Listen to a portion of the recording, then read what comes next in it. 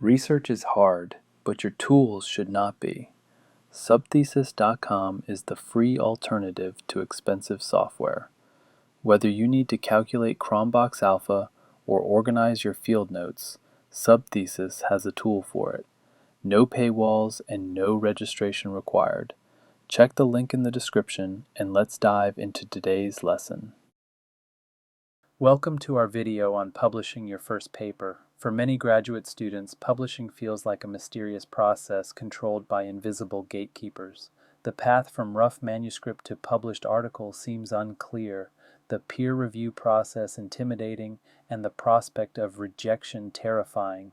These feelings are understandable, but publication is a learnable process with predictable steps and common patterns.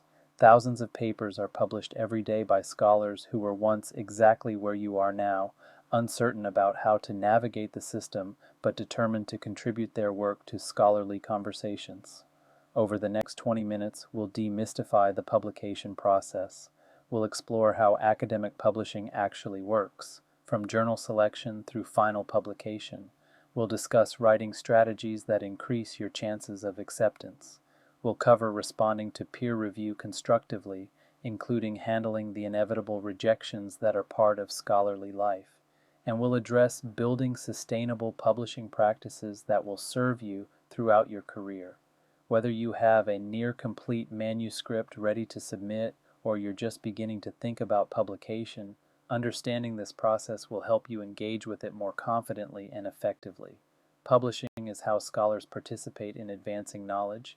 It's how your work joins and shapes ongoing scholarly conversations. Let's explore how to do it well. Before diving into the how of publishing, let's consider why it matters. Understanding publication significance motivates investment in doing it well. Publishing contributes to advancing knowledge in your field. Your research joins an ongoing conversation spanning decades or centuries. Each publication adds something new, findings, interpretations, methods, theories, to the collective understanding your field has built. This contribution to knowledge is the fundamental purpose of scholarly work. Publishing establishes your scholarly identity. Your publications define who you are as a scholar. What questions do you ask? What methods do you use? What contributions do you make? Your publication record tells your scholarly story in a way that transcripts and teaching evaluations cannot. Publishing enables career advancement in academic contexts. For better or worse, publications are the primary currency of academic careers. Hiring, tenure, and promotion decisions weigh publication records heavily. Strong publication records open doors. Weak ones close them. Understanding this reality, even if you disagree with it, helps you navigate academic careers effectively. Publishing creates a permanent scholarly record. Your publications persist. They can be cited, challenged, built upon, and engaged with long after you've moved on to other projects. They represent your lasting contribution to scholarly discourse. Publishing invites dialogue with your scholarly community. Publication is communication. You're sharing your work with others who care about similar questions. Responses, citations, and building on your work connect you to a community of scholars with shared interests. Academic publishing encompasses various formats, each serving different purposes. Understanding the landscape helps you make strategic publication decisions. Peer-reviewed journals are the primary venue for original research in most fields. Articles undergo review by experts before publication, providing quality assurance. Journal articles are typically the most valued publication type for career purposes, though this varies by discipline. Different fields have different publishing norms. Sciences typically publish in journals with multiple co-authors. Humanities often publish single-authored articles and value books more highly. Social sciences vary across subfields. Know your discipline's expectations. What counts as a significant publication varies enormously. Impact factors and journal rankings attempt to measure journal quality and influence. While controversial and imperfect, these metrics affect perceptions of publication quality. Understanding where journals sit in your field's hierarchy helps you make strategic submission decisions. Open access publishing has become increasingly important. Traditional models restrict access to subscribers. Open access makes work freely available. Some funders require open access publication. Open access may increase readership and citations, but sometimes involves publication fees. Different publication types serve different purposes. Conference proceedings share emerging work quickly. Edited volumes collect work around themes. Books allow extended arguments impossible in articles. Working papers circulate ideas before formal publication. Understanding what each format offers helps you match format to purpose. Peer review is the quality control mechanism that distinguishes academic publication from other forms of writing. Understanding how it works demystifies what can seem like a black box. When you submit to a journal, your manuscript goes to an editor. The editor, usually a scholar in the field, makes an initial assessment. Does this paper fit the journal's scope? Does it meet basic quality standards? Is it interesting enough to warrant further consideration? Many papers are rejected at this desk rejection stage without external review. If the paper passes initial screening, the editor selects reviewers, typically 2 or 3 experts in related areas. Reviewers receive your manuscript without knowing who you are, and you won't know who reviewed you. This double-blind review attempts to ensure evaluation focuses on the work itself, though the system isn't perfect. Reviewers evaluate the paper's contribution, methodology, writing, and fit for the journal. They recommend acceptance, revision, or rejection, and provide detailed feedback explaining their assessment. Review quality varies enormously. Some reviews are thoughtful and constructive, others are superficial or unfair. The editor makes the decision based on reviews but isn't bound by them. Even if reviewers recommend acceptance, editors can reject. Even if reviewers recommend rejection, editors can invite revision. The editor exercises judgment, balancing reviewer opinions with their own assessment. Most papers that are eventually accepted require revision first. Revise and resubmit decisions are common and represent genuine opportunity, not rejection. The revision process often improves papers significantly. Journal selection significantly affects your paper's chances and impact.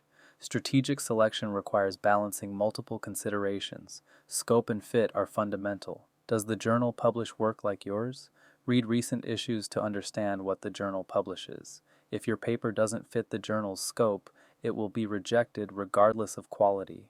Poor fit wastes everyone's time.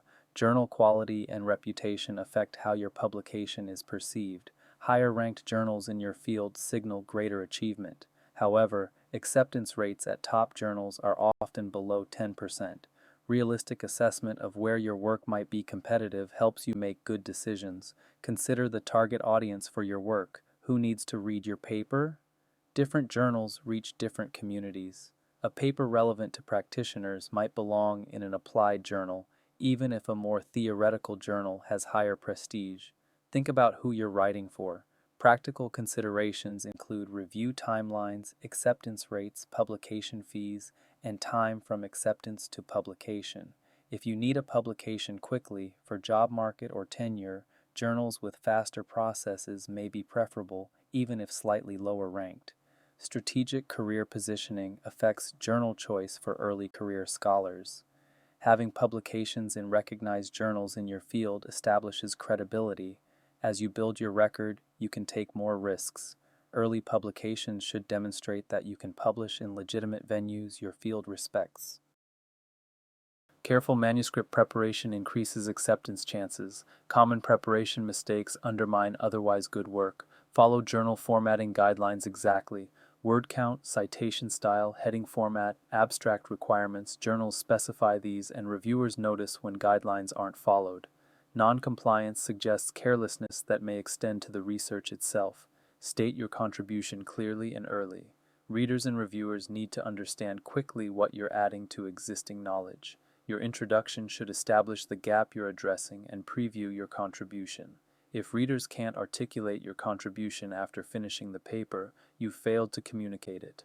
Ensure methodological rigor and transparency. Your methods section should enable replication. Reviewers evaluate whether your methods support your conclusions. Vague methods invite criticism, transparent methods enable fair evaluation. Don't hide limitations, acknowledge them thoughtfully, cite appropriately and completely, engage with relevant prior work, Missing key citations signals unfamiliarity with the field. Excessive self-citation looks self-serving. Citation should demonstrate genuine engagement with the conversation you're joining. Polish writing to professional standards. Grammar errors, awkward sentences, and unclear passages distract reviewers and suggest lack of care. If writing isn't your strength, get feedback before submission. Professional writing doesn't guarantee acceptance, but unprofessional writing invites rejection.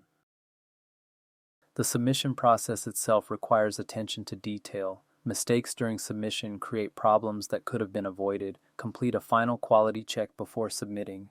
Read through the entire manuscript once more. Check that all components are present and formatted correctly. Verify that author information is appropriate for blind review if required. This final review catches errors you might otherwise miss. Write an effective cover letter. The cover letter introduces your paper to the editor. Briefly state your paper's topic and contribution, why it fits this journal, and any relevant context. Keep it professional and concise. 1 page is usually sufficient. Cover letters rarely determine outcomes, but poor ones can create negative impressions. Navigate online submission systems carefully. Most journals use online submission systems with multiple steps and required fields. Allow time for system navigation, especially for first submissions when you're learning the interface. Systems sometimes have technical problems. Don't wait until the deadline to submit. Include all required supplementary materials, appendices, data files, consent documentation, conflict of interest statements. Different journals require different materials. Missing required materials delays review and suggests carelessness. Review the complete requirements list before starting submission. Track your submission status through the journal system. Most systems allow you to check whether your paper is under review with reviewers or awaiting decision. Check periodically, but recognize that review takes time, typically 2 to 4 months for many journals. The waiting period between submission and decision can feel interminable. Understanding what's happening and managing expectations helps you cope with uncertainty. Typical review timelines vary, but 2 to 4 months is common. Initial screening may take a few weeks. Finding reviewers who agree to review can take additional time. Reviewers typically have several weeks to complete reviews. Compiling reviews and reaching decisions adds more time. The process has many steps. No news doesn't mean bad news. Silence during the review period is normal. It usually just means review is ongoing. Resist the temptation to interpret silence negatively. It rarely provides useful information about likely outcomes. Continue other work while waiting. Don't let a single submission consume your attention. Start your next project, work on other papers, and maintain productive momentum. The paper is out of your hands during a review. Obsessing about it serves no purpose. After extended delays beyond typical timelines, appropriate inquiry is reasonable. A polite email asking about status is acceptable after 3 to 4 months without update. Don't pester, but checking in when timelines seem unreasonable is appropriate. Prepare psychologically for various possible outcomes. Acceptance, revision requests, and rejection are all possible. Each outcome requires a response. Thinking through how you'll respond to different decisions reduces emotional turbulence when decisions arrive. Hope for good news, prepare for all news. Decision letters require careful interpretation. Understanding what different decisions mean helps you respond appropriately. Accept on first submission is rare. If it happens, congratulations, but don't expect it. Most papers require revision before acceptance. Even very strong papers typically receive requests for clarification or improvement. Minor revisions indicates the paper is essentially acceptable but needs small changes. These might include clarification, additional citations, or minor analytical adjustments. Minor revision decisions usually lead to acceptance if you address the concerns competently. Major revision signals that significant work is required but the paper has potential. Reviewers see problems that need substantial addressing. This decision requires careful attention to all concerns raised. Many papers that eventually publish receive major revision requests initially. Revise and resubmit is an opportunity, not rejection. The editor sees potential but needs to see a significantly improved paper before making a final decision. This invites you to address concerns and return with a stronger manuscript. Treat R&R decisions seriously. They represent genuine interest in publishing your work. Reject means the paper will not be considered further at this journal. Reasons vary: poor fit, weak methodology, insufficient contribution, or simply more submissions than the journal can publish.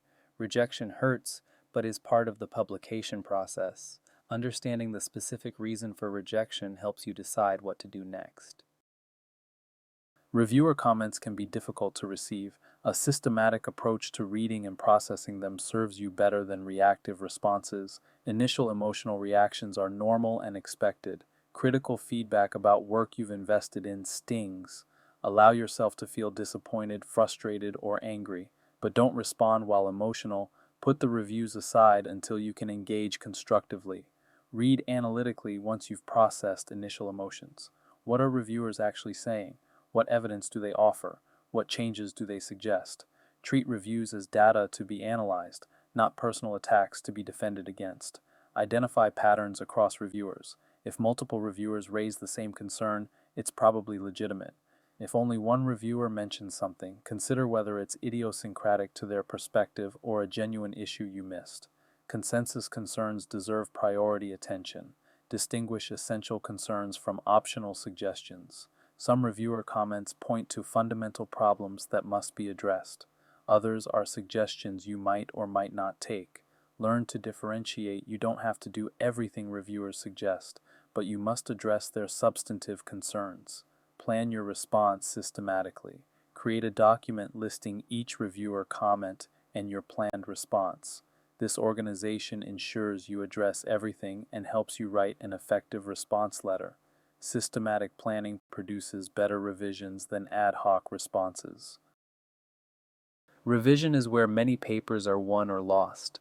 Thoughtful, thorough revision dramatically improves acceptance chances. Address all substantive reviewer concerns. Even if you disagree with a reviewer's suggestion, you must respond to it. Either make the change or explain clearly why you didn't. Ignoring concerns invites continued criticism or rejection. Reviewers notice when their concerns aren't addressed. Improve throughout, not just where reviewers pointed. Reviews often identify symptoms of broader issues. If reviewers found the methods section unclear, look at whether other sections have similar clarity problems. Use reviews as diagnostic tools for improving the whole paper. Maintain paper coherence after changes. Revisions can fragment papers if changes don't integrate well.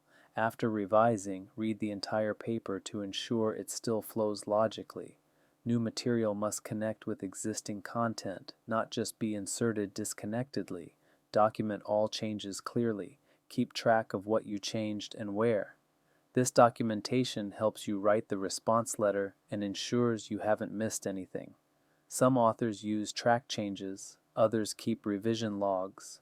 Find a system that works for you. Prepare a detailed response letter that accompanies your revision. For each reviewer comment, explain what you did in response. Quote the concern, describe your action, and note where changes appear in the manuscript. Good response letters make editors' and reviewers' jobs easier, which improves your chances. The response letter is a crucial document that shapes how your revision is received. A well-crafted response letter can mean the difference between acceptance and further revision requests. Open by thanking reviewers for their feedback. Even if some comments frustrated you, reviewers donated their time to evaluate your work. Expressing appreciation sets a professional tone. Then briefly summarize the major changes you've made.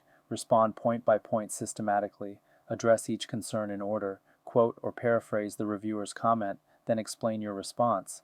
This format makes it easy for reviewers to confirm their concerns were addressed. Missing or vague responses invite continued criticism. Reference specific locations of changes.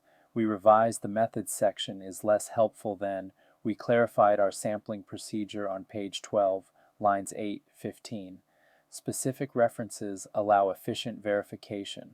Reviewers and editors appreciate not having to hunt for changes. Disagree professionally when appropriate. You don't have to accept every suggestion. If you disagree with a reviewer, explain your reasoning respectfully. Provide evidence or argument for your position. Some reviewers will be persuaded, others won't, but professional disagreement is acceptable when you have good reasons. Demonstrate engagement rather than defensiveness throughout. Tone matters. Responses that feel defensive or hostile alienate readers. Responses that show genuine engagement with feedback, even when disagreeing, create positive impressions. Approach the response letter as scholarly dialogue, not battle. Rejection is a normal part of academic publishing. Every successful scholar has experienced rejection, often repeatedly. Learning to handle rejection constructively is essential for a publishing career. Rejection is normal, not personal failure. High-quality journals reject most submissions. Rejection rates of 70 to 90% are common at top venues. Being rejected doesn't mean your work is bad. It may mean competition was intense, fit was imperfect, or reviewers had particular views. Process emotions before analyzing the rejection. Rejection hurts. Allow yourself to feel disappointed. Talk to supportive people. Take time away before trying to analyze what happened. Premature analysis, while emotional, rarely produces useful insights. Extract useful feedback from reviews even after rejection. Reviews may contain valuable suggestions even if the overall decision was negative. What problems did reviewers identify? Are those problems fixable? Can you improve the paper based on what you learned? Rejection can be education. Decide whether and how to revise before submitting elsewhere. Sometimes rejection reviews point to fatal flaws requiring major rethinking. Sometimes they suggest minor improvements. Sometimes they reflect reviewer preferences that wouldn't apply elsewhere. Assess what the paper needs before automatically resubmitting. Submit elsewhere with appropriate revision. Most rejected papers eventually publish somewhere. Identify a new target journal, make relevant revisions based on feedback, and submit again. Persistence matters in publishing. Papers that eventually have impact are often rejected multiple times before finding their home. Many graduate students co-author with advisors, collaborators, or peers.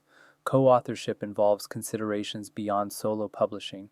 Establish contributions and expectations early. Before or at the start of collaboration, discuss who will contribute what, expectations for author order, timelines, and decision-making processes. Early clarity prevents later conflict. Vague initial expectations often lead to difficult conversations later. Understand field conventions for author order. Different fields have different norms. In some fields, the first author did most of the work. In others, authors are listed alphabetically. Some fields have conventions about corresponding or senior authors. Know what author position signals in your field. Communicate throughout the process. Co-authorship requires ongoing coordination about progress, revisions, reviewer responses, and decisions. Regular communication prevents surprises and ensures all authors are aligned. Poor communication is a common source of co-authorship problems. Navigate disagreements professionally when they arise. Collaborators sometimes disagree about content, methods, or publication strategy. Address disagreements directly and respectfully. If you can't resolve disagreements, involve trusted third parties. Don't let disagreements fester. Document contributions clearly, both for your own records and potentially for the paper itself. Some journals require contribution statements specifying what each author contributed. Clear documentation protects everyone and prevents disputes about who deserves credit for what. Publishing ethics matter both morally and practically. Violations can end careers. Understanding and adhering to ethical standards protects you and the integrity of scholarship. Report results honestly and completely. Don't fabricate data, selectively report only favorable findings, or misrepresent what you found. The pressure to publish can tempt cutting corners, but scientific integrity requires honest reporting even of null or disappointing results. Attribute ideas and work properly. Cite sources that inform your work. Don't present others' ideas as your own. Plagiarism, using others' words or ideas without attribution, is a serious violation with severe consequences. When in doubt about whether to cite something, cite it. Include only legitimate authors. Authorship should reflect genuine intellectual contribution to the work. Gift authorship, including people who didn't contribute, and ghost authorship, excluding people who did contribute, both violate ethical norms. Authorship reflects contribution, not politics or power. Avoid duplicate or fragmented publication. Publishing the same work in multiple venues or fragmenting one study into many papers to inflate publication counts violates publishing norms.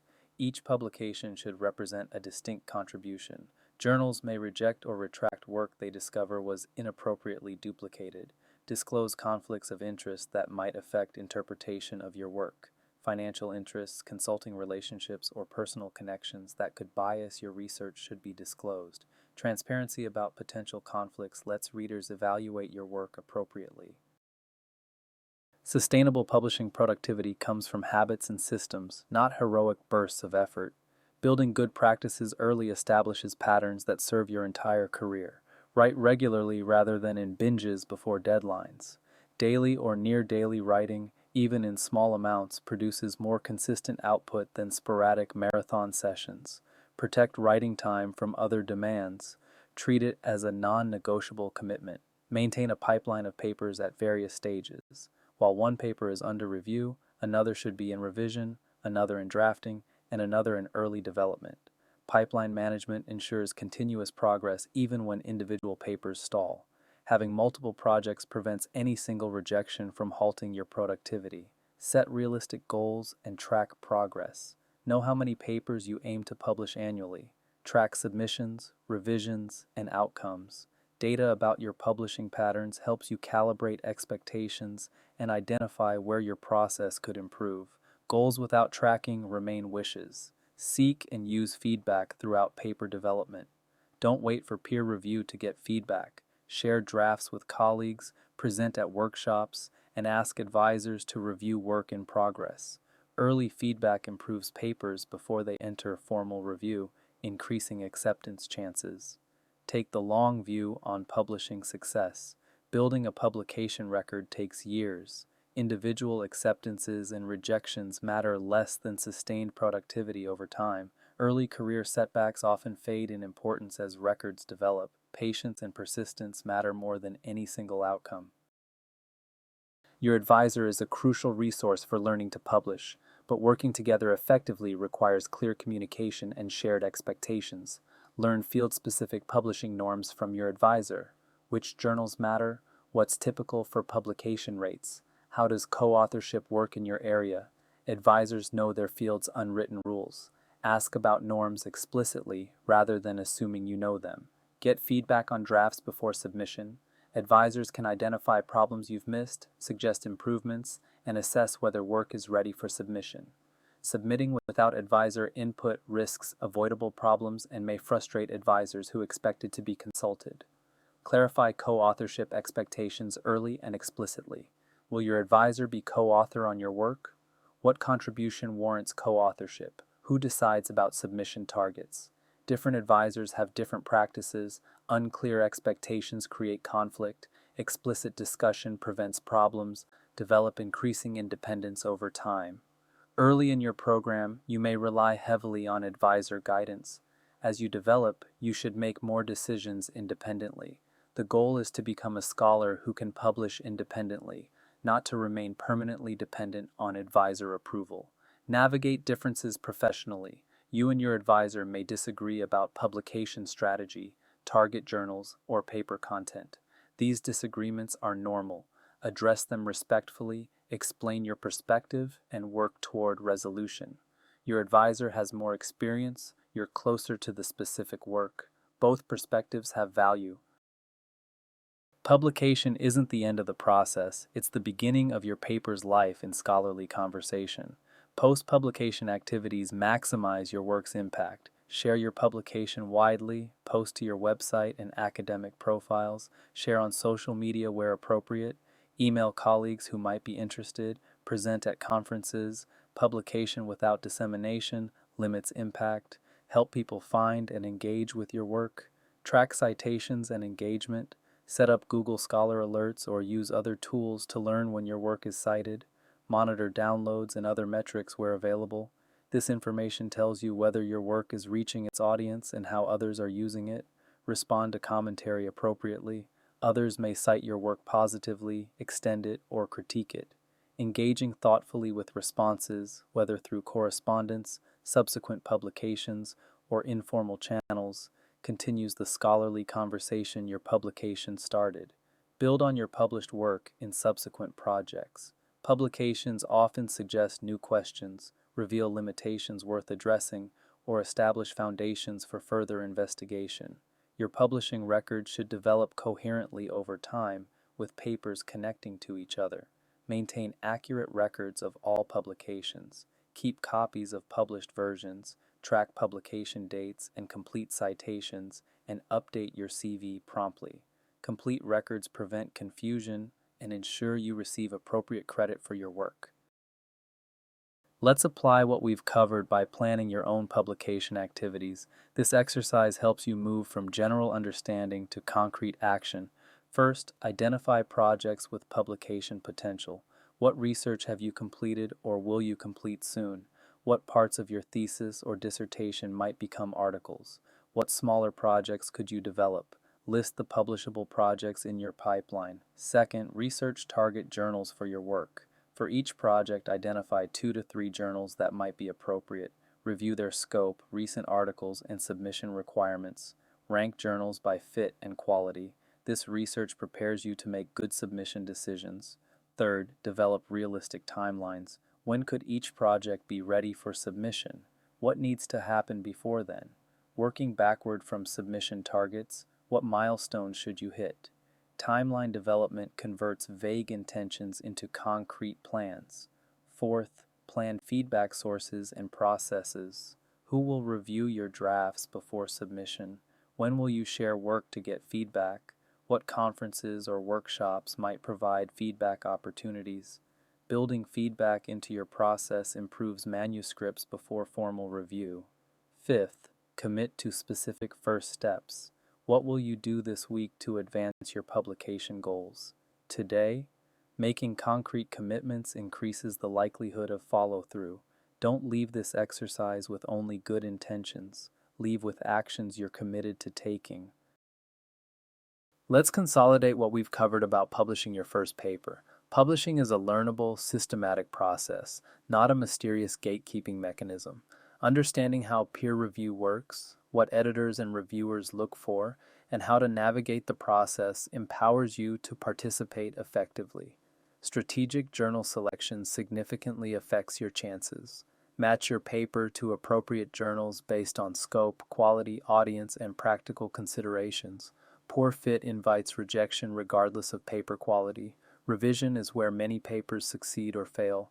Thoughtful engagement with reviewer feedback, thorough revision, and effective response letters dramatically improve acceptance chances.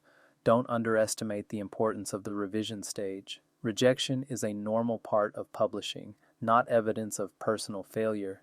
Every successful scholar has been rejected.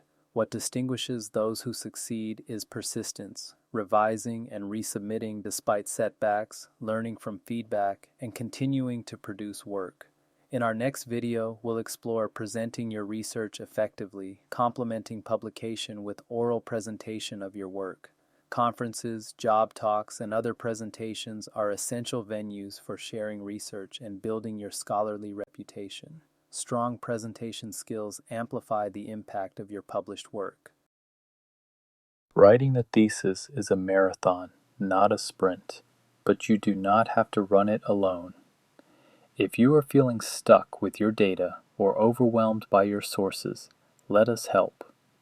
Head over to subthesis.com. It is completely free and designed to make your life easier. You are making progress. Keep going. And don't forget to subscribe for more support.